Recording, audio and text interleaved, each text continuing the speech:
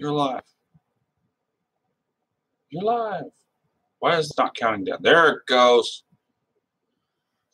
Anyway, before my computer decided to go, no.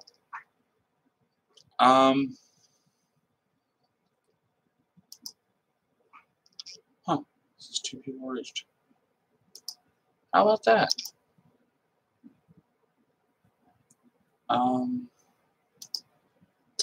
Or is YouTube being stupid and not letting me see my people here?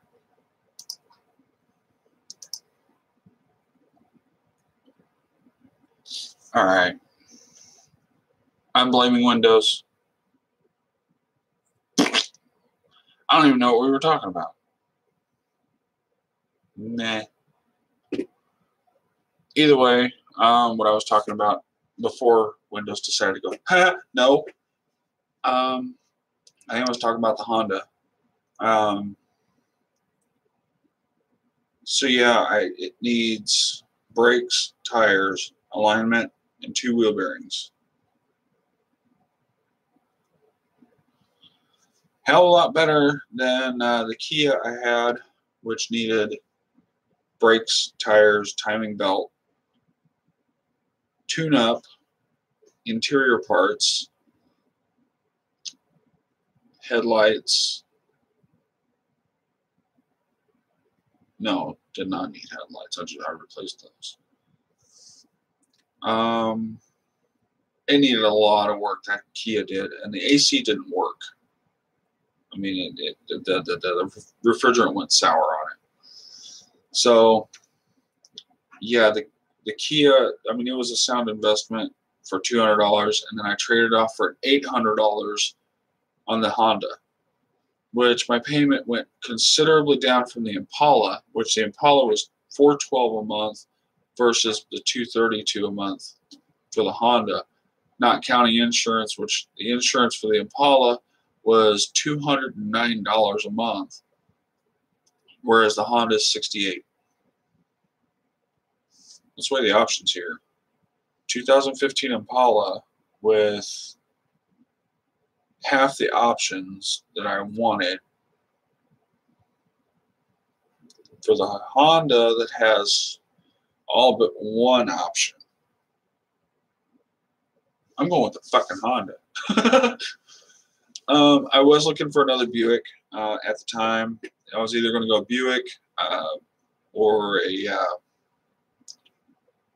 something comparable to the Regal, but that didn't happen because the other vehicle that I looked at that was comparable to the Regal, it had good mileage on it. It was a 2000. No, it was a 2006. No, it was a 2005. 2005 Infiniti J35. Beautiful car. I mean, this thing was it was pristine. I took it for a test drive. It drove great until you give it a little bit of throttle. It started stumbling. It sputtered. It kicked. It bucked. It did everything that you did not want it to do. The funny thing was, the check engine light was not on. So that tells me it's either an exhaust issue or a fuel issue. I don't know nothing about these freaking cars. I hooked my code reader up to it, and it came up with 14 codes pending. Now I'm going, nope, I'm good. I'm done. I'm not doing that. So I skipped that one. I drove a 2000 Honda Accord LX. Well, no, it was LXi Coupe. This thing had everything. It had the premium audio. It had power windows and locks, keyless entry. It was black with black leather interior, sunroof, alloy wheels, V6, automatic. The problem was with that car. Don't get me wrong. I love Hondas. I love everything about them. I love the styling. They look great. But the problem was with that car is They had known transmission issues, which there's no way in hell I'm going to be stuck with a transmission issue. Car only had 135,000 miles, which was great, but I don't need the transmission issues. The hood didn't latch, but other than that, the car was perfect. Ran good, drove good, had plenty of power. Stereo was great. Sunroof worked. Heated seats worked. The windows made an ungodly noise going up and down, but that's fixable. But no transmission issues. Which brings me to the car I did pick and I did buy, which is the 2006 Honda Civic EX Coupe with the LX options. Granted, it's not my favorite color. It's brown, but it's a really decent car. It's got a lot of miles. It's just, it has every option minus navigation, like I said. But it was for the money and for the what it is. It's exactly what I need. So,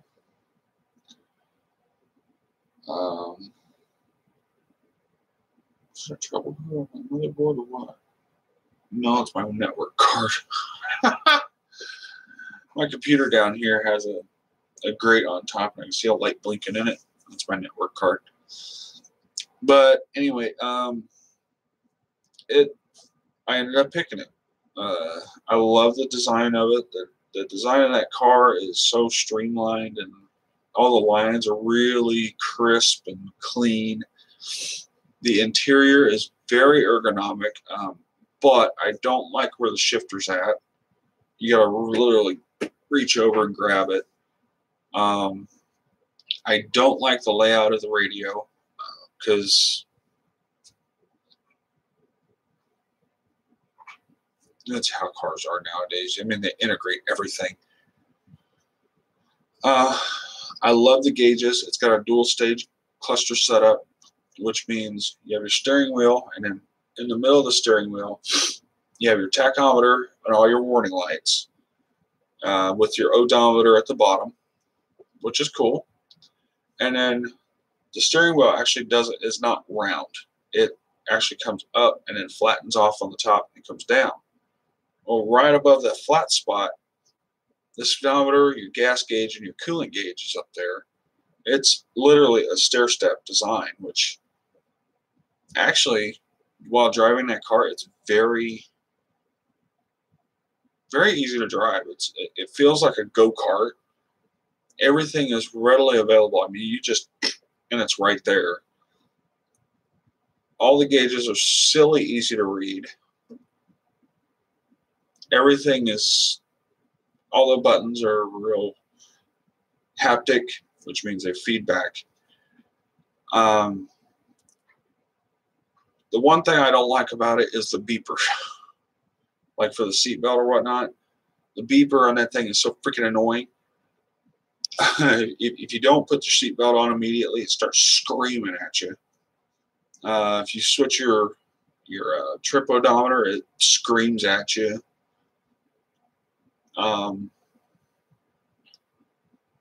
Key, of course, it has a Honda bloop, bloop, bloop, bloop, bloop, bloop, bloop, bloop. I've gotten used to that, but like I said, the Honda's got every option that I wanted. So for the money and everything, I got everything I wanted, minus navigation, and I ran with it. The car books for $8,000, and I got it for considerably less. I'm talking like, oh my God, less. Like I said, I'm not going to go into detail with the price of it, and I'm not going to go into detail with the health problems I'm having. But either way, we're moving forward. Now with the Dodge, I'm pretty sure in a previous video I stated that we actually sold it. which we did. We sold the truck. It just became too much to deal with, and we decided to move against it. So we sold that and bought a 2005 Chrysler 300. It's a limited. It's a limited. Which the limited means it's got the 3.5 liter V6. It is two-wheel drive, which means it's rear-wheel drive. It's got heated leather seats, navigation, Bluetooth, sunroof, keyless entry. I know I'm forgetting dual zone climate control. I know I'm forgetting a couple other things. But this car is perfect. It's got a lot of miles on it too. It's got 213,000 miles on it. But the car is in immaculate condition. The engine runs immaculate. The transmission shifts perfectly. It's just having some minor suspension issues, which all it is you hit a bump and it goes boop, boop, boop, boop, boop. It's a bushing problem. No big deal. 35 minutes per wheel, and it's on the front. So it's like done. You got to worry about it. The Chrysler, it's primarily being driven by my uncle, which he's in love with that car. He said he'd rather have that over his Impala that he had. He had a 2011 Impala that he was going to give to me, but the transmission went out on it because the torque converter went bad. And the torque converter would cost more than a whole new transmission. And I'm like, it ain't worth it. So we gone. But we took the truck, sold it, bought the Chrysler, and then another truck came up that we got really excited over, and we love it. It's great. We haven't really even drove it, and we love it. I drove it literally a quarter mile, and the only reason we haven't really driven it is because one of the brakes need replaced. They grind really bad, and it's whatever. It is a 2004 Chevy Silverado. It has the 4.3 liter V6. It's the work truck model, so it's the base model.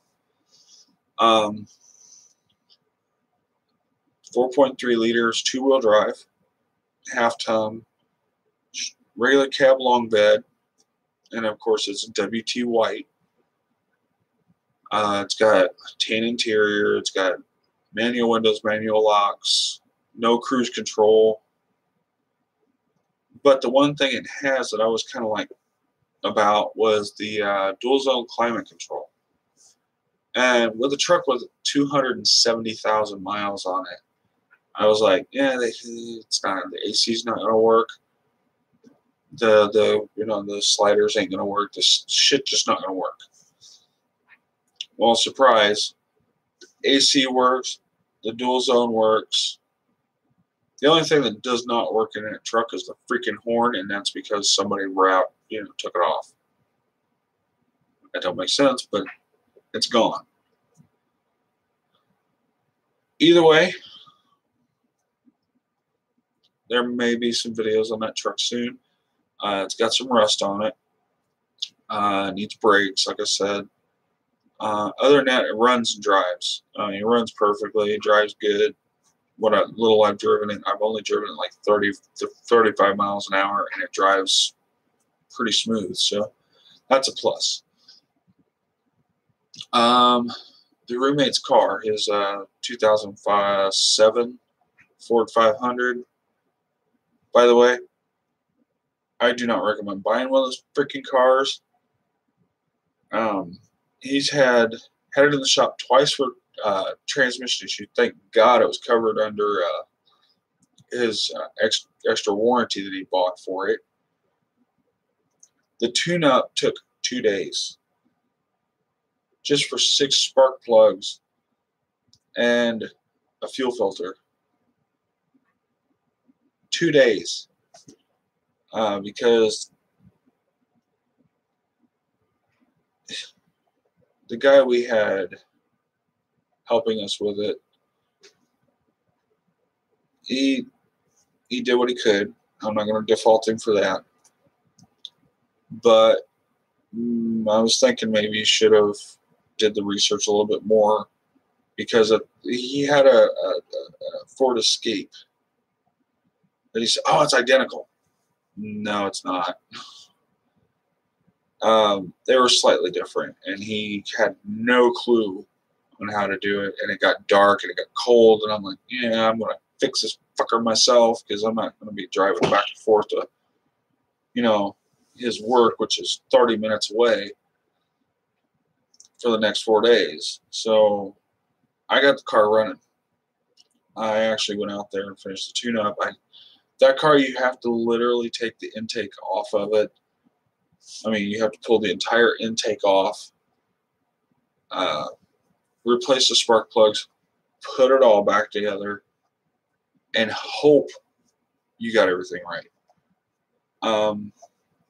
But what I found was comical when I pulled the intake off of it is I found a rat's nest, complete with a rat skeleton. I have pictures on my phone to prove it, but I'm not going to show you because it is kind of graphic and blah, blah, blah, blah. I pulled it out. If the car runs great now. We went from getting like 26 miles a gallon to 21. Because it's got tons of power now. And I'm waiting for the transmission to go boom in it. So I got the lawnmowers going. Well, lawnmower, because we got rid of one of them. The one I have dubbed the Scab. This thing is scabbed together by parts of 4 different lawnmowers. And it runs good. It's got a Honda motor. It is a Yard Machines deck. It has a combo of Murray and Yardman wheels on it, and a Husqvarna blade on it. And I think I ain't gonna go into it too much, but it does really good. And as long as that motor holds out, it's gonna keep going.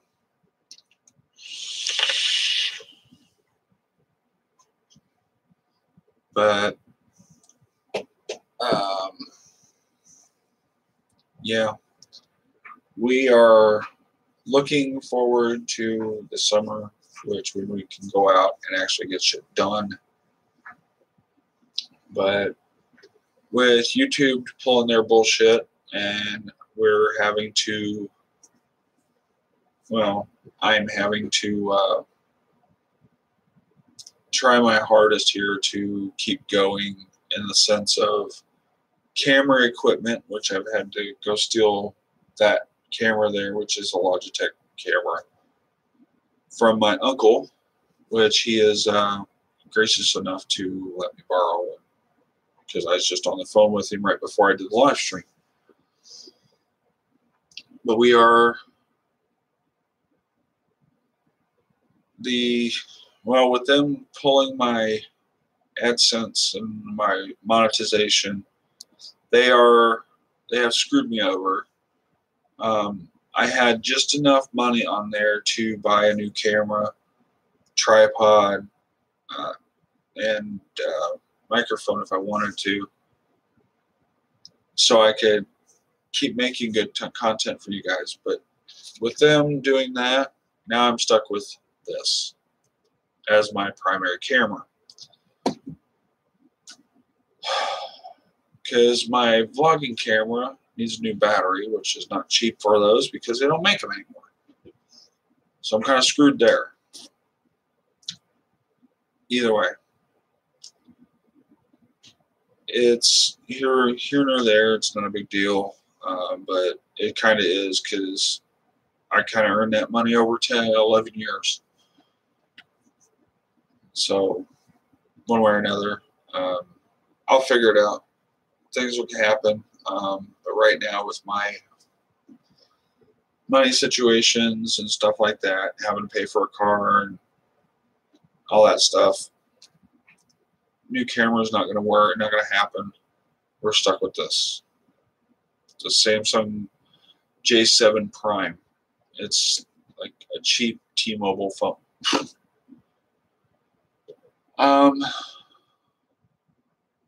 That and this and that computer, and then the big laptop there that's in that bag right there on the floor. They all have webcams, so we have that, but like for activities or whatnot, this is what we got. So yeah. What else? Now, I said before that I would do streaming. Well, as it is right now, I am no longer going to stream on YouTube. As soon as I get my Twitch account set up properly, I will go and stream on there. Because YouTube streaming capabilities, granted, this is nice. We're talking like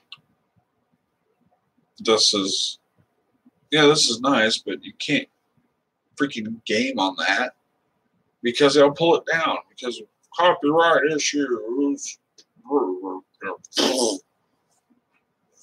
Either way, I'll probably open it, go to Twitch and figure out what my stuff is over there, and we'll start streaming over on Twitch for gaming because I'm getting ready to get a camera for that as well, which is a PlayStation 4 Pro, and I really kind of want to start streaming games again.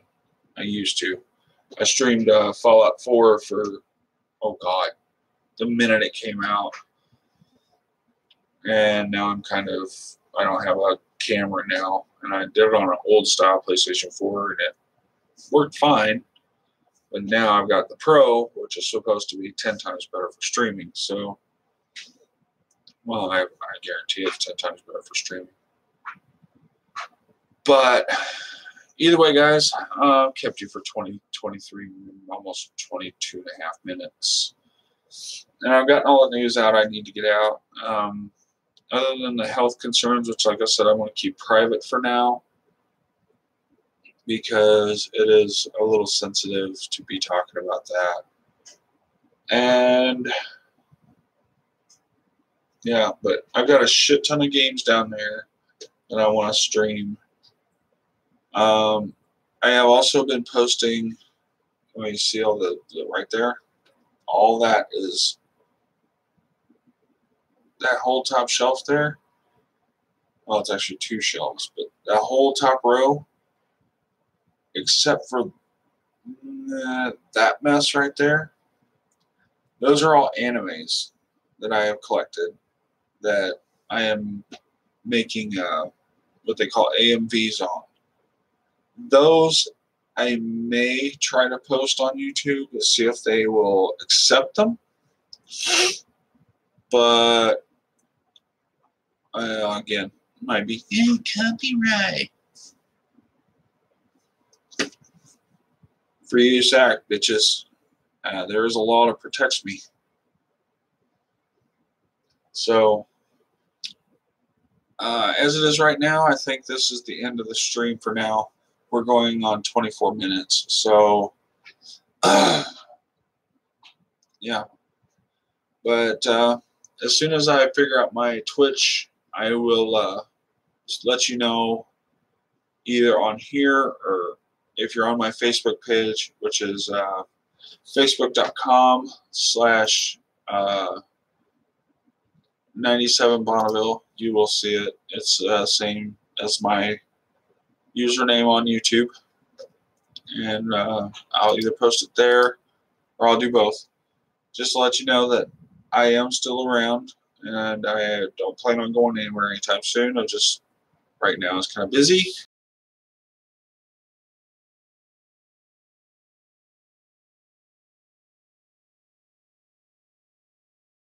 Should be the end of it for now. We shall talk to you guys later and have a good one. Take it easy.